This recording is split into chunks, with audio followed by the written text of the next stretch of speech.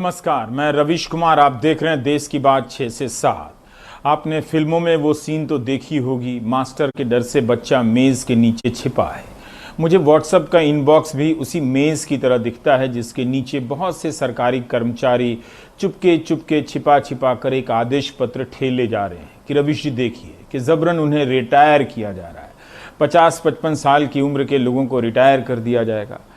इसे ऐसे भी देखिए, इसी व्हाट्सएप यूनिवर्सिटी के इनबॉक्स में आने वाले मैसेज से राष्ट्रवाद की कितनी ऊर्जा मिला करती थी, मिलती है अभी भी। वो ऊर्जा कहाँ चली गई है? सुबह उठकर 10-12 सरकारी कर्मचारी चुपके से मैसेज क्यों ठेलते हैं कि देखिए 50 साल में हम रिटायर किए जाने वाले हैं। ये कैसे चलेगा? अभी तो हमने मकान भी नहीं बनाया। जैसे उन्हें नहीं, मुझे रिटायर किया जा रहा हो। ये अजीब नहीं है कि जो लोग मुझे रिटायर होते देखना चाहते हैं, पिछले 6 साल से चाहते हैं ये कब रिटायर हो जाए, वही अपने रिटायरमेंट टालने के लिए मुझे ही लिख रहे हैं। कहने का मतलब सिंपल है कि अगर यह नीति या आदेश ठीक नहीं है तो खुलकर बोलिए कि है कि नहीं। आप अपने से बोलिए, मुझ पर क्यों थोपते हैं? यही वो मैसेज है जो घूम रहा है। कार्मिक मंत्रालय की यह चिट्ठी है, 29 अगस्त की है। पहली पंक्ति यही है कि समय समय पर आदेश दिए जाते रहें, यानी नई बात नहीं है कि कर्मचारियों के कामकाज की समीक्षा की जाए। पता लगाने के लिए उक्त कर्मचारी को जनहित में सेवा में रखा जाए या रिटायर कर दिया जाए, इसलिए समीक्षा कीजिए। इसके लिए फंडामेंटल रूल्स का हवाला दिया गया कि प्रशासनिक तंत्र में कुशलता लाने के लिए किया जा सकता है। फिर एक और रूल का हवाला दिया गया है इसमें कि समय से पहले रिटायरमेंट के प्रावधान किस कानून के तहत हो सकते हैं। 30 साल की सेवा के बाद सरकार भी किसी को भी रिटायर कर सकती है। कोरोना के बाद कई राज्यों से भी इस तरह की खबरें आईं। अब कब लोग रिटायर किए जाएंगे, किए भी गए या नहीं, किए जाएंगे या नहीं, या फिर सिर्फ घबराहट पैदा करने के लिए कि यह सब कहना ठीक नहीं होगा क्योंकि कोई कुछ कहे तब तो उसके आधार पर कहा जाए। कहीं डराने की भी बात हो सकती है। 30 साल की नौकरी के बाद 50 से 55 साल की उम्र में रिटायर किए जा सकते हैं, ये तो सेवा शर्तों में लिखा होगा, आपने देखा होगा। यह भी लिखा है कि जनहित में आप रिटायर किए जा सकते हैं, देश हित में नहीं, जनहित में। एक तरफा गंभीर प्रश्न है एक तरह से। इस पर विचार लतीफ़ा बनाकर मत कीजिएगा कि तो नेता क्यों नहीं रिटायर हो जा रहे हैं। आपकी पेंशन खत्म हो गई आपकी आंखों के सामने। किसी ने आपकी आंखों से काजल चुराई, आपको पता चला।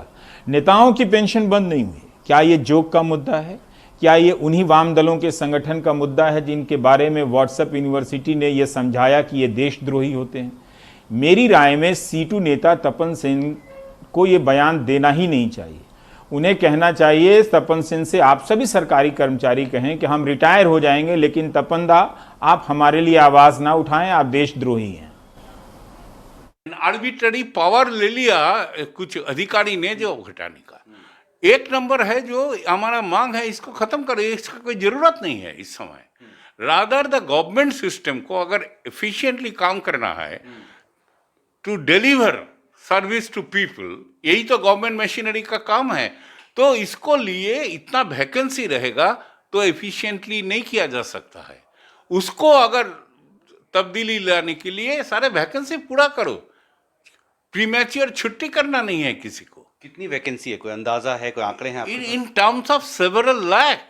इन रेलवे तो 1.5 लाख 1.25 लाख जैसा वैकेंसी है, और उसका मोर देन 70% है ऑन on safety areas.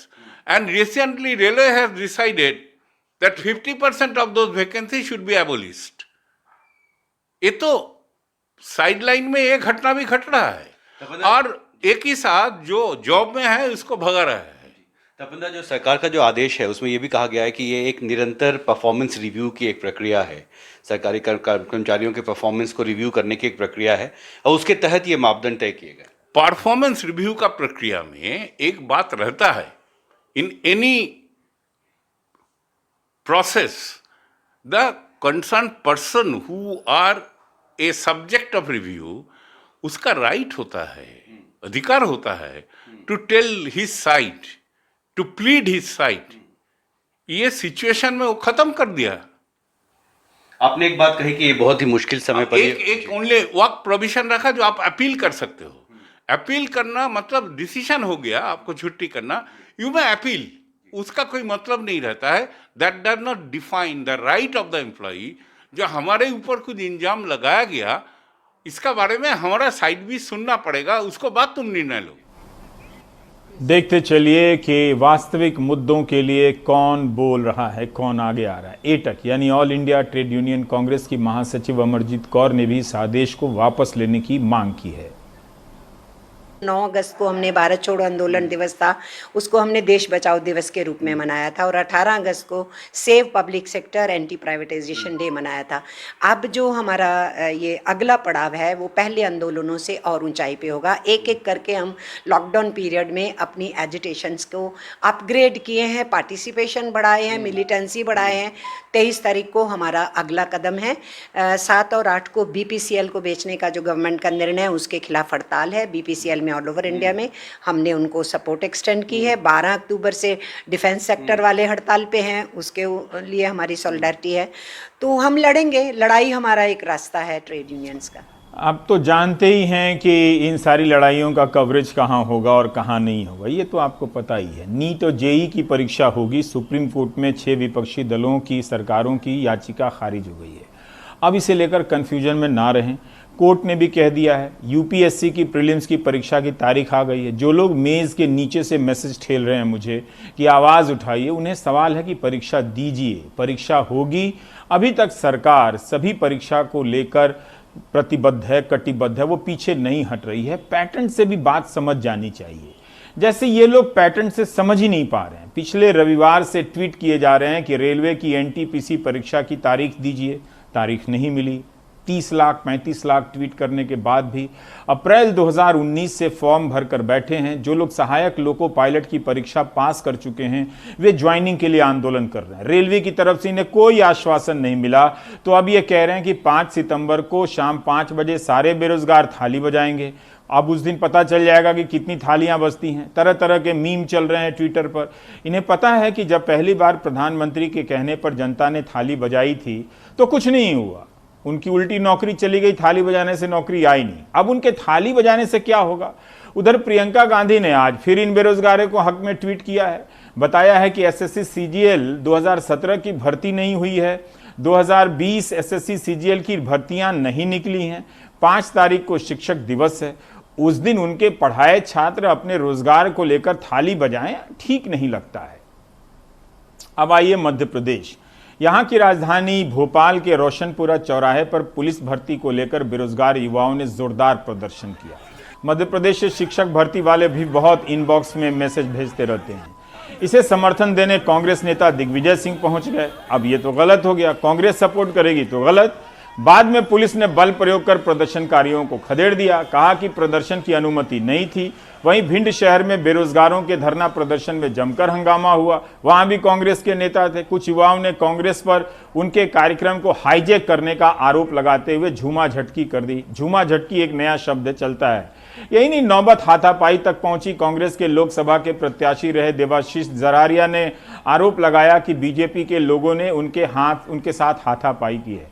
ये जो युवा हैं प्रदर्शन कर रहे हैं, वो इस बात को लेकर बहुत सचेत हैं कि उनके प्रदर्शन को किसी भी प्रकार से कांग्रेस प्रायोजित ना लगे। वो प्रायोजित लगता है तब भी इनकी मांग पर कुछ नहीं होता है, वो प्रायोजित नहीं लगता है तब भी इनकी मांग पर कुछ नहीं होता है। मगर दोनों ही स्थितियों में ये युवा लगते हैं जो पिछले 4 साल से 5 साल से नौकरियों के रिजल्ट का इंतजार कर रहे हैं। अब देखिए, PMC बैंक के खाताधारक 1 साल से आंदोलन कर रहे हैं। मीडिया में स्टोरी गायब। उनके ख्याल का भरोसा दिया गया था, याद है आपको, मगर उनका वापस पैसा नहीं मिला। इस बीच सदमे और तनाव से इन लोगों का दावा है कि 60 से अधिक PMC खाता धारकों की मौत हो गई है। मुंबई में रिजर्व बैंक के सामने आज PMC खाता धारकों का प्रदर्शन हुआ। मुंबई के RBI दफ्तर के बाहर PMC बैंक के खाता धारक थाली पीट कर विरोध प्रदर्शन करते नजर आए। 11 महीने बीतने के बावजूद लाखों खाता धारकों को उनके पैसे नहीं मिले हैं और घर चलाने में काफी परेशानी का सामना करना पड़ रहा है। प्रमिला शर्मा लोगों के घरों में साफ सफाई का काम करती हैं। पूरे जीवन की जमा पूंजी को उन्होंने इस बैंक में रखा था। पैसे अब नहीं मिल रहे हैं। इनका बेटा दिव्यांग है, 2 बेटियां हैं, उनकी शादी कैसे करें ये पता नहीं। 11 महीना 10 महीने से हम कैसे बिता रहे हैं, जिंदगी कर रहे हैं, कुछ हम लोग को नहीं पता है। मेरी लड़की की कैसी जिंदगी बीत रही है पता नहीं। मेरे लड़के को फिट आ रहा है, मेरे लड़के की तबीयत खराब है, मैं कहाँ लेके जाऊँ? जहाँ जाऊंगी वहाँ तो सब पैसे मांगेंगे ना, मैं कहाँ से पैसे ला कर दूँ? कोई मुझे 1500 रुपए ही देगा ना। मेहनत के पैसे हमारे वापस करो, हमारे पैसे वापस करो। 57 साल के गुरविंदर सिंह देख नहीं सकते हैं। बैंक में करीब 65 लाख रुपए थे, उसके ब्याज से ही घर चलता था। अब अपनी और अपने घर वालों की दवाई के लिए पैसे नहीं हैं, इलाज बंद है। सर परेशानी अभी आप समझ लो 2 की जगह आधी रोटी खा के गुजारा करना है, वैसे कॉम्प्रोमाइज़ करनी पड़ रही है ज़िंदगी से। तो मैं बोलना नहीं चाहता, इतनी दिक्कत में हम लोग अभी। मुझे भी ब्लड प्रेशर की मेरी मेडिसिन आती हैं, कम से कम हमारी दोनों की मिला के 3000 की 2500 की महीने की मेडिसिन आती हैं, जो कि अभी हम मेडिसिन जो ब्लड प्रेशर की बंद नहीं करनी है, महंगी है, तो अभी अल्टरनेटिव ड्रेस लेनी चालू कर दिया। तो एक रिस्क है अपनी जान का, बट अभी क्या करें। इस तरह के और भी कई खाता धारक हैं जिनकी परेशानी बहुत बढ़ गई है। लॉकडाउन में कई लोगों ने अपना रोजगार खोया है, पैसे पूरी तरह खत्म हो चुके हैं। मैं तो कहूँगा कि मैं कोरोना का शुक्रगुजार हूँ कि जब से कोरोना हुआ तो हमें गुरुद्वारों से 3 महीने तक राशन मिला। 3 महीने तक हमने गुरुद्वारों से राशन खाया, गुरुद्वारों की सपोर्ट से हमने ये किया। अब वो बंद हो गया है और अब हमें खाने के लाले पड़े हुए हैं। पिछले 4 दिन से हम लोग खिचड़ी खा रहे हैं और ये खिचड़ी भी कितना दिन तक खाएंगे। और मेरे को अपनी लड़की की फ़ीस भरनी है। वो लड़की मेरी बीएड कर रही है गांव में, उसकी कम से कम 50,000 रुपये फ़ीस है। वो मैं पैसे कहाँ से लाऊंगा? मेरे पे स्किन में इन्फेक्शन आते जा रहे हैं, उसकी मैं ट्रीटमेंट नहीं करवा पा रहा हूँ क्योंकि मेरे पास पैसे नहीं है। क्योंकि अभी खाने के लिए पैसे नहीं है तो कहाँ से लाएँ? कभी चप्पलें टूट जाती हैं, कभी कपड़े फट जाते हैं, हम कहाँ से लाएँ? ये छोटी छोटी चीज़ें ज़रूरत की। और किराए के घर में हम रहते हैं, कभी मकान मालिक भी हमको गाली देता है कि है ना, आप किराया कब भर रहे हो, किराया कब भर रहे हो। पिछले कई महीनों से खाता धारक आरबीआई से मिलकर अपनी बात रखने की कोशिश कर रहे हैं। हर बार इन्हें जल्द राहत देने का भरोसा दिया जाता है, पर होता कुछ नहीं। लिहाजा लोग सड़कों पर प्रदर्शन करने को मजबूर हैं। कोरोना काल में प्रशासन लोगों से कहती है कि घर के बाहर ना निकलें, लेकिन उसी प्रशासन और बैंक की कमी की वजह से ये लोग सड़कों पर आकर प्रदर्शन करने को मजबूर हैं। कोरोना काल में वैसे ही लोगों के पास पैसे नहीं हैं। ये वो लोग हैं जिनके पास पैसे ज़रूर थे, लेकिन प्रशासन और बैंक की नाकामी की वजह से अब इन्हें नहीं पता कि ये क्या करें, और इसलिए सड़कों पर आकर प्रदर्शन कर रहे हैं। मुंबई से कैमरा पर्सन प्रवीण जिरोहित के साथ सोहित मिश्रा, एनडीटीवी इंडिया। तो आपने सुना सोहित की इस रिपोर्ट में लोग किस हद तक परेशान हैं। ऐसा लगता है कि नागरिकों की कोई अहमियत नहीं रही, उनकी कोई हैसियत नहीं रही। एक पैटर्न समझिए, इन तस्वीरों को न्यूज़ चैनलों पर बेवजह अश्लीलता फैलाकर गायब किया जा रहा है ताकि असली जनता जो परेशान है वो ना दिखे। एक जनता है जो साधन संपन्न जनता है, जिसके पैसे बैंक में डूब गए हैं, वो अपना पैसा 1 साल से नहीं ले पा रही है। और वो गुरुद्वारों पर, वो तो कहिए कि इस देश में गुरुद्वारे हैं जो लोगों की मदद कर देते हैं, तो उनके दिए गए अनाज से 3 महीने का भोजन उनका चलता है। और एक जनता है जिनके खाते में 500 रुपए भेजकर उनकी भी गरीबी का स्तर वहीं बनाकर रखना है और 500 रुपए भेजकर डायरेक्ट बेनिफिट ट्रांसफर का श्रेय लेना है। तो ये 2 खेल अगर आप समझ जाएंगे तो पता चलेगा कि किस तरह से एक जनता को दूसरी जनता से कैंसिल किया जा रहा है, और दोनों ही जनता नजर ना आए इसलिए न्यूज चैनलों के जरिए अश्लीलता फैलाई जा रही है। इन चैनलों के जरिए आपके खूबसूरत लोकतंत्र की जो हत्या हुई है वो एक दिन आपको दिखेगी। आज आपको नहीं दिख रही है, लेकिन दिखेगी एक दिन।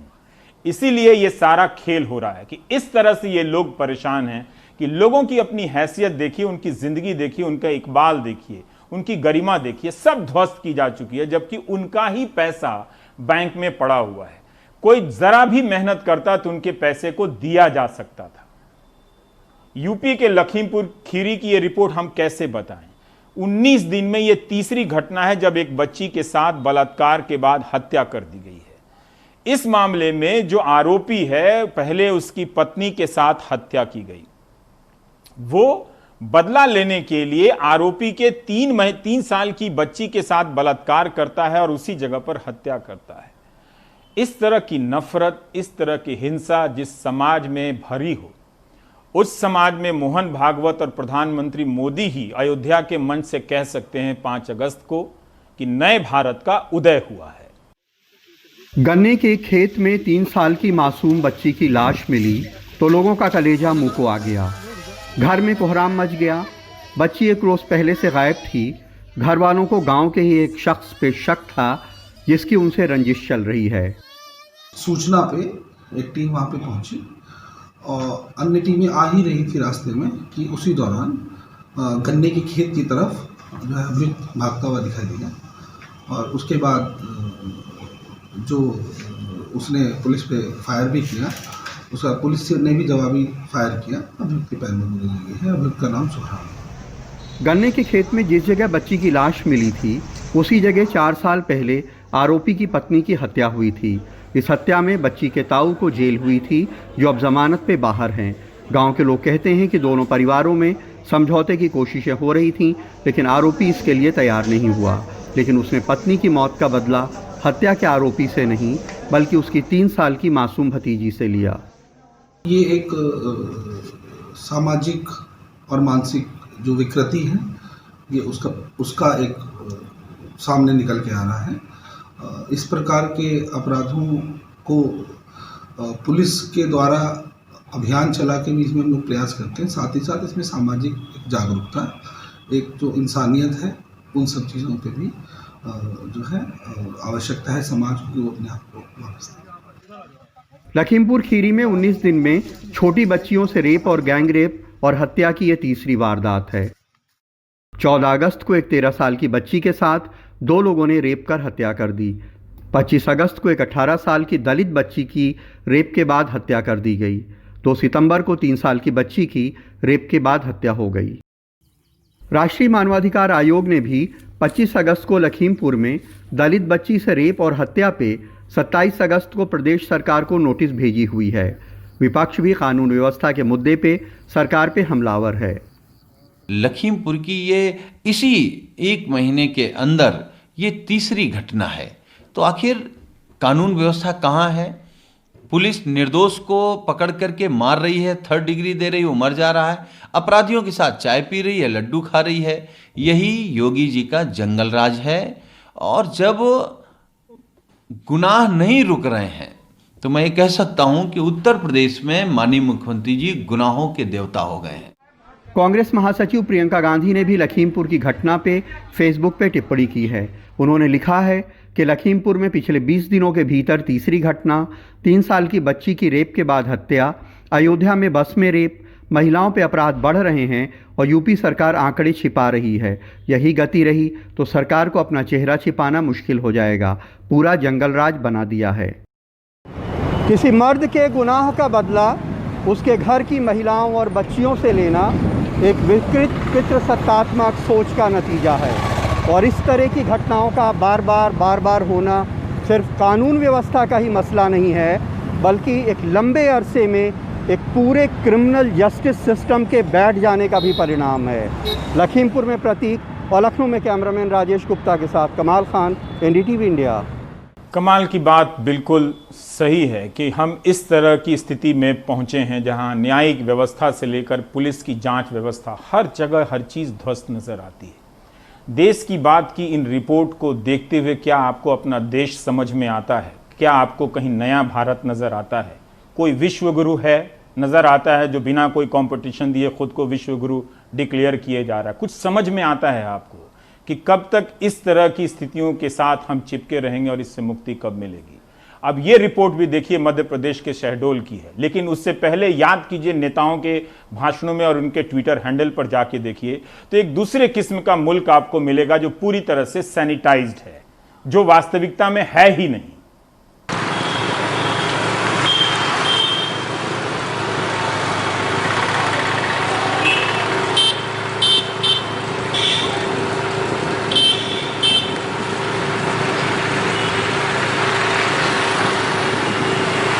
फोन तो मैडम एक की रही, मैडम की रही। ये क्या की थी? वो बोली कि आपकी रिपोर्ट पॉजिटिव आई है।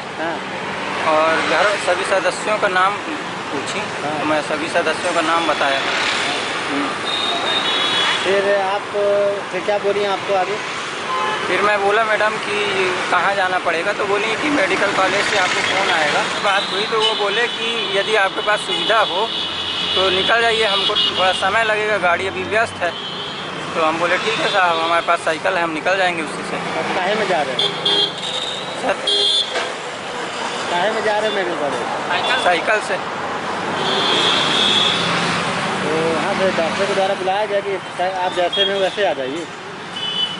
हाँ, साइकिल से आ जाइए। हाँ, साइकिल से आ जाइए बोले। हमारे अनेक अधिकारी यहाँ तक कि सेक्टर लेवल के, जिला लेवल के, इवन कलेक्टर महोदय भी सबकी बात सुनते हैं और हम लोगों को प्रॉपर निर्देश देते हैं। और हमारे पास संसाधनों की किसी प्रकार की कमी नहीं है, क्योंकि पूरे जिले के संभाग के सारे संसाधन प्रशासन के द्वारा हमको उपलब्ध हैं और उनको लेने के हमारे पास अधिकार है।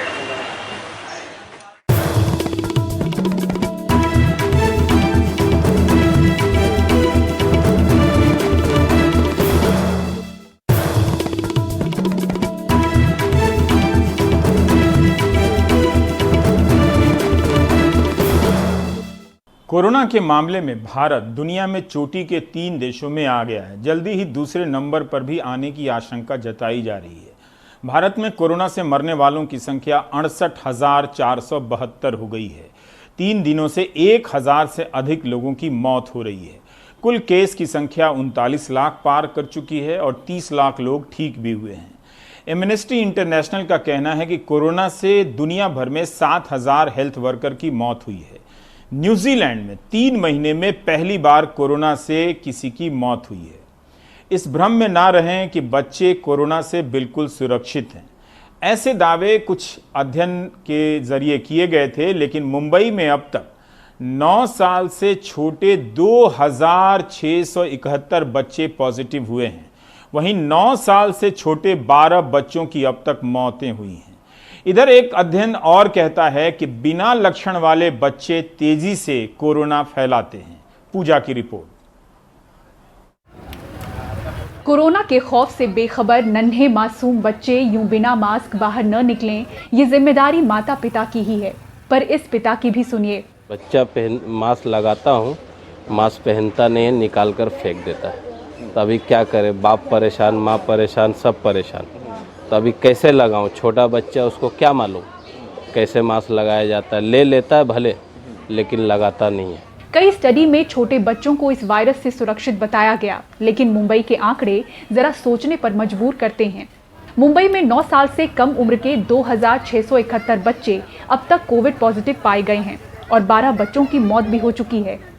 मुंबई में सायन इलाके के एक वरिष्ठ डॉक्टर के पास भी ऐसे मामले पहुंचे हैं। एक बच्चा मेरे पास आया था जो 7 साल का बच्चा था, जुलाब उल्टी थी, तेज बुखार था, 2 दिन की बीमारी थी। बच्चा शॉक में था। जब ये आया मेरे पास तभी उसके पल्सेस वीक थे, बच्चा सुस्त था, डिहाइड्रेशन में था।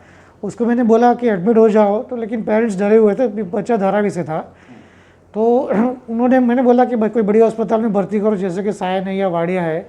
लेकिन वो बोले कि यहाँ सायन या वाडिया में कोरोना के मरीज़ है, तो हम वहाँ भर्ती नहीं करेंगे। वो लोग कहीं आजू बाजू में एडमिट किए, वो बच्चा 2 दिन में एक्सपायर हो गया था। फोर्टिस के एक अस्पताल में मार्च से अब तक कोविड के 50 से ज्यादा नन्हे मरीज भर्ती हुए हैं। फोर्टिस का एक्सपीरियंस बताया जाए, जो फोर्टिस वाशी हॉस्पिटल है, उधर अब तक मार्च से लेकर अभी तक 50 to 60 पेशेंट्स का एडमिशन कर चुके हैं हम, और मेजॉरिटी ऑफ द बच्चे अच्छे से रिकवर होके गए हैं।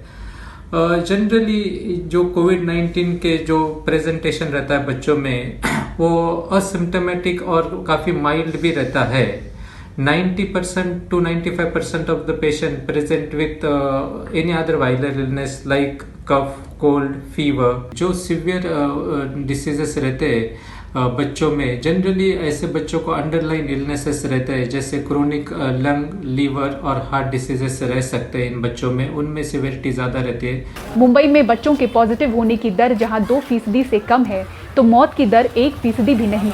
लेकिन कई विदेशी शोध यानी कि रिसर्च में पाया गया है कि बिना लक्षण वाले बच्चों से इसका वायरस तेजी से फैलता है। मुंबई के डॉक्टर भी ये मानते हैं।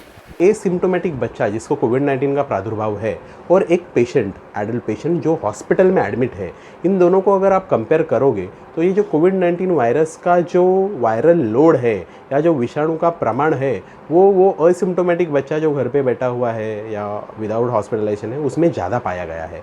तो वायरल लोड जो है बच्चों में ज़्यादा पाया गया है एज़ कम्पेयर टू एडल्ट्स। तो इस कारण से जो वायरल स्प्रेड है, बट ऑब्वियसली बच्चों की वजह से ज़्यादा रहने के चांसेस है। बच्चों में कोविड के असर पर दुनिया भर में स्टडी जारी है, पर ऐसी तस्वीरें बच्चों के साथ साथ घर के बुजुर्गों के लिए भी चिंतित करती हैं। मुंबई से पूजा भारद्वाज की रिपोर्ट, एनडीटीवी इंडिया के लिए। दिल्ली से सटे हरियाणा के सोनीपत में मुरथल के 2 मशहूर ढाबे कोरोना संक्रमण की चपेट में आ गए हैं। सुखदेव ढाबे के 65 कर्मचारी और गरम धरम ढाबे पर 10 कर्मचारी कोरोना पॉजिटिव पाए गए। इन दोनों ढाबों को अगले आदेश तक के लिए सील कर दिया गया है। यहां मिलाकर 75 कर्मचारी संक्रमित हुए हैं और यहां के सभी कर्मचारियों का RT-PCR टेस्ट किया गया है। सौरभ शुक्ला की रिपोर्ट। अगर आप पिछले 5 दिनों में मुरथल के मशहूर ढाबों में पराठे का स्वाद लेने वहां गए हों तो अपना कोविड टेस्ट करा लें। यहां कोरोना का कहर बरपा है। सुखदेव ढाबे के 65 कर्मचारियों को कोरोना हो गया है, जिसमें खाना बनाने वाले और खिलाने वाले भी शामिल हैं। सुखदेव ढाबे के ठीक बगल में ये गरम धरम ढाबा है। यहाँ के भी 10 कर्मचारी कोविड पॉजिटिव पाए गए हैं। आवाजाही इन ढाबों पर अनलॉक के बाद में काफ़ी बढ़ गई थी, तो जो भी सामाजिक दूरी के पालन की हो या सैनिटाइजेशन की जो हिदायतें थी सरकार की, वो भी फील्ड पे एनफोर्स करवाई जा रही थी। और बार बार हमारी फील्ड लेवल टीम्स इनको विजिट भी कर रही थी, तो हमने सोचा अभी ये क्योंकि एक हाई रिस्क ग्रुप हो गए ढाबा आज के टाइम में, उसी के तहत ये सैम्पलिंग करवाई गई थी। और इसमें सुखदेव अमृत ढाबा से 65 और गरम धरम ढाबा से 10 पॉजिटिव केसेज मिले थे। उसके बाद एहतियातन दोनों ढाबों को सील कर दिया गया था और जो भी इनके कॉन्टैक्ट्स में जो आए थे उनकी कॉन्टैक्ट ट्रेसिंग का काम जारी है और ढाबों को सैनिटाइज किया जा रहा है। सबसे डराने वाली बात यह है कि पिछले 5 दिनों में सुखदेव ढाबे में 10,000 से ज्यादा लोग खाना खाने आए थे। ऐसे में प्रशासन के लिए सबसे बड़ी चुनौती कॉन्टैक्ट ट्रेसिंग की है। मैं सभी से अपील करना चाहूँगा कि जो भी इन ढाबे पे खाना खा के गए हैं या इनके संपर्क में आए हैं, वो अपने स्वास्थ्य की मॉनिटरिंग करें, अपने आप को जहाँ तक संभव हो आइसोलेट करें और यदि करवा सके तो अपना कोरोना का टेस्ट भी जरूर करवा लें। NH 44 पर बना सुखदेव ढाबा अपने पराठों और सफेद मक्खन के लिए मशहूर है। यहाँ लोग दिल्ली और आसपास के इलाकों से पिकनिक मनाने भी आते हैं। आम दिनों में शनिवार और रविवार तो यहाँ पार्किंग की जगह तक नहीं मिलती। सुखदेव ढाबे के अलावा हाईवे पर हवेली, गुलशन जैसे और भी आलीशान ढाबे हैं जहाँ प्रशासन कोविड टेस्ट कराने जा रहा है। प्रशासन के मुताबिक यहाँ पर इतने ज़्यादा लोग आए शनिवार और रविवार कि यहाँ रात में ट्रैफिक हो गया था। तो समझिए लोग भले ही इस बीमारी को थोड़ा सा हल्के में तौलने लगे हों, पर सोचिए कि यहाँ पर काम करने वाले, खाना बनाने वाले, खाना परोसने वाले कोविड पॉजिटिव हैं। भले ही वो एसिम्प्टोमेटिक हों, लेकिन वायरस उनसे फैल सकता है, आपके घरों तक पहुँच सकता है। तो ऐसे में बेहद एहतियात बरतने की ज़रूरत है। हर रोज़ भारत में विश्व में सबसे ज़्यादा मामले आ रहे हैं और हर रोज़ सैकड़ों लोगों की कोरोना से मौत हो रही है। घर पर रहें, जितना हो सकता है घर पर ही खाना खाएं। सोनीपत में सहयोगी सचिन गुप्ता के साथ सौरभ शुक्ला, एनडीटीवी इंडिया। बिहार के कई लोग बता रहे हैं कि कान में जाकर कहने की आदत से पीछा ही नहीं छूट रहा है। जब भी कोई किसी से मिलने जा रहा है, 6 फीट की दूरी की बजाय वो चाहता है कान में आकर कहें। तो ऐसे लोगों से बचिए, समझाइए। मार्च के महीने में वियतनाम ने कोरोना से लोगों को जागरूक करने के लिए एक बड़ा अच्छा एनिमेशन वीडियो बनाया। उस वीडियो की कई भाषाओं में अनुवाद किए गए, काफ़ी तारीफ हुई। ये पहली सूचना है। दूसरी सूचना जो हम आपको दिखाने जा रहे हैं, उत्तर प्रदेश सरकार ने अगस्त के महीने में अपने ट्विटर हैंडल से एक इसी तरह का वीडियो लोगों में जागरूकता फैलाने के लिए ट्वीट किया है।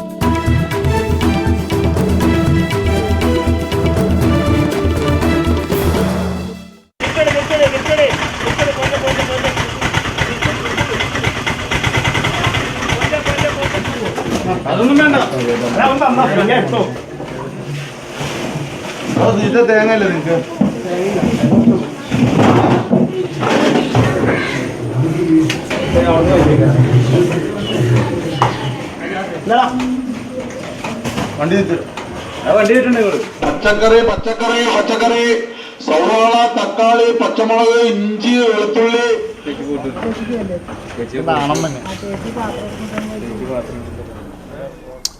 आम लोगों की जिंदगी का संघर्ष बढ़ गया है, लेकिन नेताओं का संघर्ष वहीं अटका हुआ है, मेरे राम बनाम तेरे राम में। मध्य प्रदेश में विधानसभा चुनाव होने हैं। अब वहां पर ज़मीनी मुद्दों पर चर्चा नहीं है। बीजेपी श्री राम जन्मभूमि मंदिर शिलान्यास के बाद अब उपचुनाव वाली विधानसभा में रामशिला पूजन यात्राएं निकाल रही हैं। अब पूजा हो गया तो ये क्यों कर रहे हैं? वहीं कांग्रेस पहले ही हनुमान चालीसा पाठ से राम मंदिर शिलान्यास के लिए आयोजन कर चुकी है, तो आप लोगों का भरण पोषण हो जाएगा इससे, तो यही दिन रात कीजिए ठीक से। विकास की बात करने वाली बीजेपी उपचुनाव आते ही रामलला के नाम पर वोट मांगने में जुट गई है। सागर की सुर्खी विधानसभा सीट से चांदी और अष्टधातु की रामशिलाओं को 5 रथों में बिठाकर वैदिक मंत्रोच्चार के साथ रामशिला का पूजन कराया गया। गांव-गांव में से 2 से 11 सितंबर तक भेजा जा रहा है। लक्ष्य 300 गांवों तक रथ पहुंचाने का है। ये रामशिलाएं पूरी विधानसभा में 11 दिन करीब 300 गांव में निकलेंगी। बड़ा ये हर्ष है लोगों में, बहुत खुशकिस्मत है हम लोग कि रामशिलाओं की चरण वंदना करने का हम लोगों को अवसर मिल रहा है और विधानसभा के लोग आनंदित हैं, इंतजार कर रहे हैं कब रामशिलाएं हमारे गांव में पहुंचें। और आज पूजन किया है और इसके बाद में दूसरी विधानसभा में भी ये रामशिलाएं लोग भक्त लोग उनको आमंत्रित करेंगे तो वहाँ भी जाएंगे। 11 सितंबर को सारे रथ सागर वापस आ जाएंगे, जिसके बाद शिला को अयोध्या भेजा जाएगा। कोरोना काल में मध्य प्रदेश कई चुनौतियों से भले ही जूझ रहा हो, लेकिन कांग्रेस को भी राम भक्ति में ही सत्ता का रास्ता दिख रहा है। पार्टी ने पहले हनुमान चालीसा का पाठ किया, फिर अपने मुख्यालय पर शिलान्यास के लिए बैंड बाजा बजाया। हालांकि दोनों दल खुद को राम भक्त बता रहे हैं, दूसरे को अवसरवादी।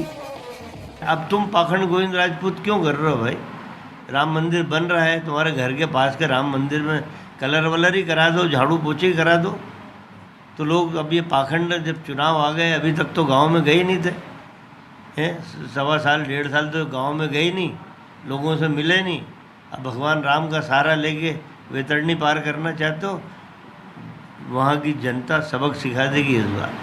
मुझे अच्छा लगता कमलनाथ जी जब कांग्रेस की उन नीतियों के खिलाफ बोल देते जिसके कारण इतने सालों से राम मंदिर नहीं बना। ये मुंह में राम बगल में छुरी नहीं चलता। और कमलनाथ जी और कांग्रेस के नेताओं जनता को तो बेवकूफ़ बना लिया, राम को बेवकूफ़ बनाने की कोशिश मत करो। मध्य प्रदेश में 27 सीटों पर होने वाले उपचुनाव को लेकर भले ही चुनाव आयोग ने तारीखों का ऐलान न किया हो, लेकिन राजनीतिक दलों ने अपनी तैयारी शुरू कर दी है। दोनों के लिए सहारा राम नाम ही है। ऐसा लगता है कि मध्य प्रदेश विधानसभा उपचुनाव में ज़मीनी मुद्दों से ज़्यादा कांग्रेस और बीजेपी के बीच मुकाबला मेरे राम बनाम तेरे राम हो गया है। सागर से राकेश तिवारी और भोपाल से कैमरा पर्सन रिजवान खान के साथ अनुराग द्वारी, NDTV इंडिया। क्या आपको वाकई इस तरह की आसान राजनीति चाहिए थी, जहां शिक्षा, चिकित्सा, पढ़ाई पर बातें ना हो और राम के बहाने दोनों का बेड़ा पार हो जाए? मुबारक हो आपको। हम ब्रेक लेते हैं।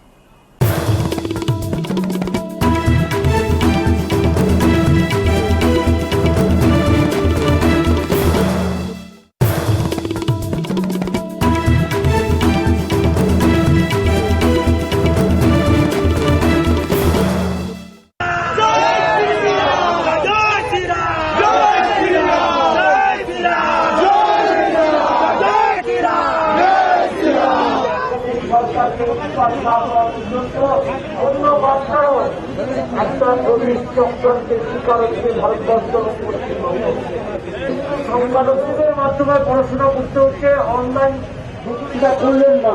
আমরা দেখলাম গোসাবা থেকে আপনারা মঞ্চ দেখেই বুঝছেন এখনো কৈলাসজির আশা বাকি আছে। আমাদের নতুন করে ভাবতে হবে। শুটিং কর্মীরা সমস্ত মানুষের পাশে ডেকেছি। इन तस्वीरों को देखकर लगता है कि किसके लिए प्रधानमंत्री ने कहा था कि प्रधानमंत्री को भी इजाज़त नहीं है कि वो सामाजिक दूरी का पालन ना करें। अगर राजनीतिक दल के कार्यकर्ता, सारे दलों के कार्यकर्ताओं का यही हाल, अगर इस तरह से समाज में करेंगे तो फिर हम इस महामारी से कैसे लड़ेंगे? एशियन चैंपियनशिप में खो खो में सोने का तमगा जीतने के बाद 3 साल पहले जूही झा जब मध्य प्रदेश के सर्वोच्च खेल सम्मान विक्रम अवार्ड से सम्मानित हुई तो परिवार के पास इंदौर से भोपाल आने के लिए ट्रेन में रिजर्वेशन करवाने के पैसे नहीं थे। जनरल डिब्बे में आई, अवार्ड लिया, चली गईं। 12 साल तक सुलभ शौचालय में काम करने वाले पिता और 5 लोगों का परिवार इंदौर के कमरे में रहा। लगा अब संघर्ष खत्म हो गया है, लेकिन ये संघर्ष अब मंत्रालय की फाइलों में है। 3 साल पहले जब जूही झा अंतर्राष्ट्रीय टूर्नामेंट में देश के लिए खेल रही थीं, तब परिवार के सिर से सुलभ शौचालय का छोटा एक कमरा भी चला गया। अब इंदौर में बाणगंगा के झोपड़े में रहती हैं। 2018 में तत्कालीन खेल मंत्री यशोधरा राजे सिंधिया ने मध्य प्रदेश के सबसे ऊंचे खेल सम्मान विक्रम अवार्ड से उन्हें नवाजा, लेकिन अब पिछले 2 साल से नौकरी के लिए वो सरकारी दफ्तरों के चक्कर काट रही हैं। सरकारी नियमों के तहत विक्रम पुरस्कार विजेताओं को शासकीय नौकरी मिलती है, लेकिन जूही सिर्फ इंतजार ही करती रहीं। कुछ साल पहले एक निजी स्कूल में नौकरी मिली। स्कूल को लगा सरकारी नौकरी मिलने पर वो बीच सत्र में चली जाएंगी, तो उन्होंने भी नौकरी से हटा दिया। इसी कारण स्कूल वालों ने बोला कि अब 1 साल में तुमको गवर्नमेंट जॉब हो जाएगी तो तुम हमारे स्कूल छोड़ दोगे और फिर गवर्नमेंट जॉब में चले जाओगे, तो हम बीच में कहाँ से ढूंढेंगे दूसरा स्पोर्ट्स टीचर। तो इसलिए उन्होंने बोला कि नहीं आप छोड़ दो अभी स्कूल, तो इसलिए मेरे को उस टाइम भी स्कूल से फिर हटना भी पड़ा। परिश्रम करने के बाद ये बच्ची इतने अच्छे मुकाम पर पहुंच गई है। जूही के पिता सुबोध कुमार झा इंदौर के सुलभ शौचालय में काम करते थे। एक छोटे से कमरे में 5 लोगों का परिवार 10 साल से ज्यादा वक्त तक रहा। मां रानी देवी झा सिलाई करके घर में मदद करती थीं। इस मामले में खेल मंत्रालय ने कहा है कि उनकी जानकारी में ये बात है। संयुक्त संचालक डॉक्टर विनोद प्रधान ने बताया कि शासन के स्तर पर विक्रम पुरस्कार के बाद उत्कृष्ट घोषित करने की प्रक्रिया वल्लभ भवन में होती है। हर विभाग से जानकारी एकत्र की जाती है। वो बताते हैं कि कितनी वैकेंसी उस विभाग में है। अगले हफ्ते तक इस मामले में निराकरण हो सकता है। 1.5 साल तक सत्ता में रही कांग्रेस अब कह रही है कि खिलाड़ियों के साथ अन्याय न हो। पुरस्कार लेकर नौकरी की आस में जूही 3 सरकारें देख चुकी है। अब देखना है सरकारी अधिकारियों की संवेदनाएं कब जगती हैं, फाइल कब रफ्तार पकड़ती है। इंदौर से समीर और भोपाल से कैमरा पर्सन रिजवान खान के साथ अनुराग वारी, एनडीटीवी इंडिया। इस तरह की रिपोर्ट देखते हुए आपको अपना देश कुछ समझ में आता है। आखिर ये किस तरह का सिस्टम है जो सिर्फ फाइलें बनाता है, और फाइलें हटाने के नाम पर कुछ लोग सिस्टम को भी ध्वस्त करने में लगे हुए हैं। शुरू पहले सेगमेंट से लेकर आखिरी सेगमेंट तक पहुंचते पहुंचते आपको यही लगेगा कि आम आदमी कितना संघर्ष कर रहा है। जिस सिस्टम को, जिस सरकार को इतने आदर के साथ चुनता है, कई बार ठुकराए जाने के बाद भी उसमें अपना विश्वास व्यक्त करता है, उस सिस्टम की हालत देखिए कि उसके साथ कैसा बर्ताव करता है। तो आप देख रहे थे देश की बात 6 से 7। नमस्कार।